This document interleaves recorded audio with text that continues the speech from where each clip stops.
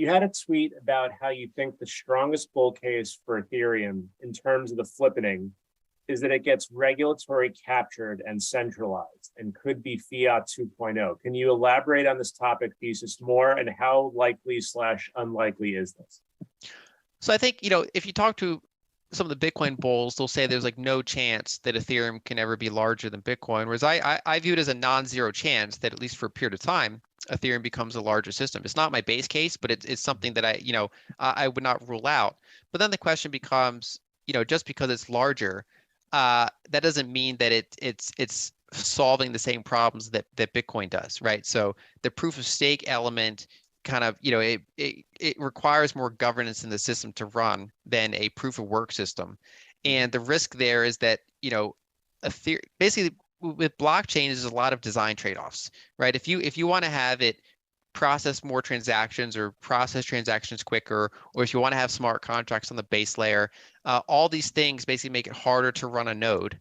And therefore the network ends up becoming more centralized. And there's other aspects too, like, basically because Ethereum has, smart contracts and decentralized exchanges and leverage and things like that, there's this kind of juicy market for front running trades. So, in Bitcoin, mining is pretty simple. You just kind of pick the high fee transactions and stick them into the next block. Whereas in Ethereum, there's actually ways where you can almost be like, you're like a market maker that can go and front run the people that are trying to get in the queue, and you can therefore get more revenue from that. And that's a pretty centralizing force, because the entities that are sophisticated enough to construct those blocks are, not that many, right? And so it's actually, it's pretty hard to be involved there.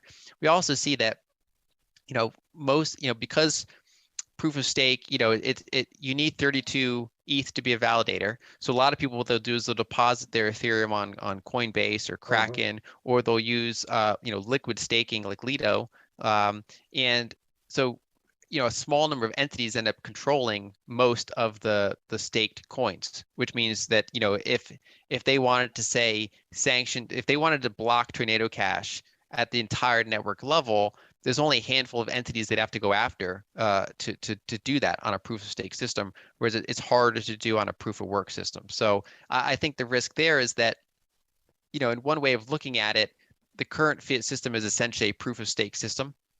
And so, a proof of stake system that's in blockchain form can get pretty large, but then it risks getting captured and centralized and censored, and it kind of defeats the purpose of why Satoshi kind of invented this whole thing in the first place, which is to at least try to create a system that can be free of being blocked in any way, which again is scary to people in some ways, because you think, well, that means criminals and terrorists can use it, right? But of course, the group of people in the world that want to use a system like that for good purposes and that need a system like that far outweighs the number of people that want to use it for nefarious purposes. It's kind of like the internet, right? So when people created the internet, it's like, well, this can enable bad things on the internet. Well, yeah, it does, but 99% of it is good, or at least a lot of it is good, and the minority is people using it for bad purpose. And I think the same is kind of true for the idea of uncensorable transactions.